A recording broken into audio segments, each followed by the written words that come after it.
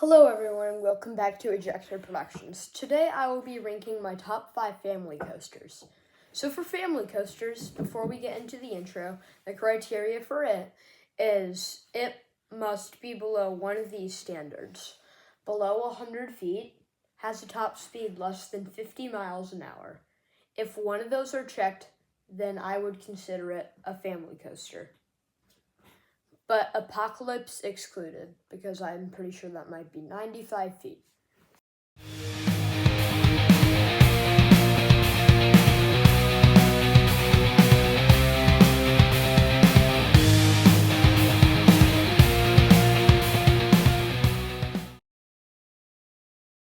So coming in at number 5 is Pandemonium at Six Flags New England. Now this is a Gerstlauer spinner, my only Six Flags Pandemonium clone, and it is a really fun ride, really underrated. It doesn't get anywhere near enough love as it should. Yeah, so even though it's a clone, I get why Coaster Enthusiasts hate on it, because it's a clone of course, but it's a great ride.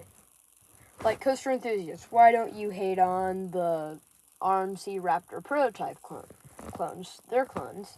Well, anyway, yeah, so it's a very fun ride, very underrated. It's kind of just like pure fun. I didn't spin much when I was on it, but it was just really fun. I really like it. So, coming in at number 4 is the other spinning coaster on this list, Sierra Sidewinder at Knott's Berry Farm.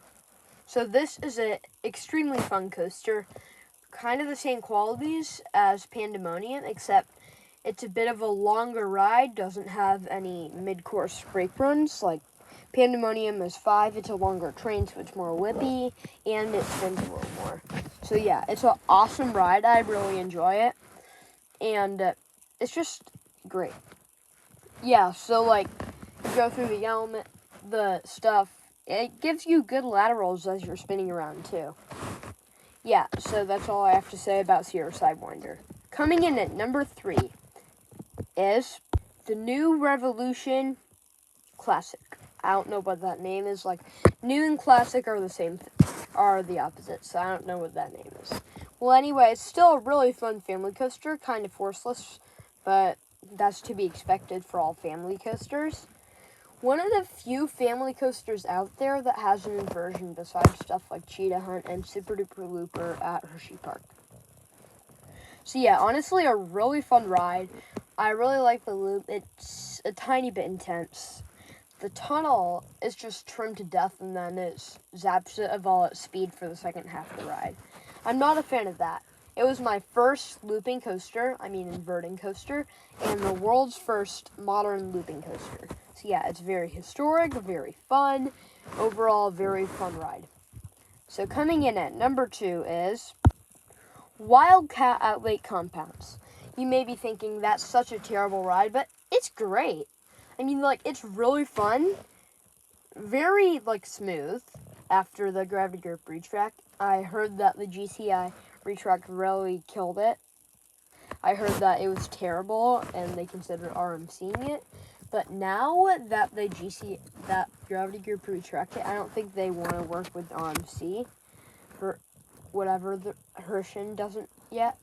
And it's just a really fun ride.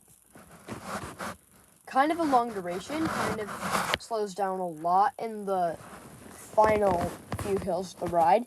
But other than that, it's an amazing ride with good pacing.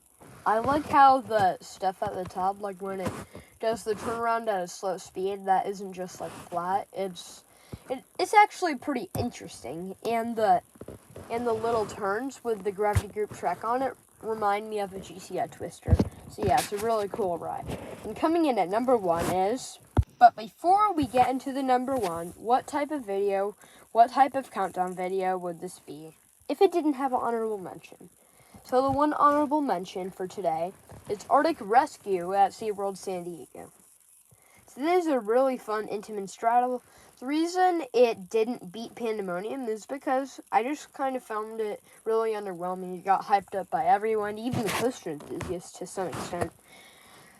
Yeah, I get the GP overhypes it because it's a new ride, but I heard people getting off and saying that's the best coaster they've been on. And No, it's the worst coaster in the park. Well, not, it's the second worst coaster in the park. Maybe Journey to Atlantis would be better once I re-ride it with all the new theming. But it was a really underwhelming coaster, but still pretty fun. The launch is pretty bad. Well, I mean, it's tire drive, so I guess it's decent for a tire drive launch. And then the rest of the stuff was just pure flessless. So coming in at number 1 is also at SeaWorld. It is Manta. So this is a really fun ride. It has some cool effects. I feel like Hiccup's wing gliders at Epic Universe would be some sort of Manta, I feel like. Yeah, so I feel like it'll be really similar to that. And it's just a really fun ride in general. I mean, you have the first launch that's pretty punchy, and it has LSM for a family coaster, which is cool. It's a Muck Rides multi-launch, and a lot of it is actually pretty intense. Like, it gives you 4 positive Gs. I don't know if that's true, but it's really intense. So I really like it, and that's why it is number 1 on this list.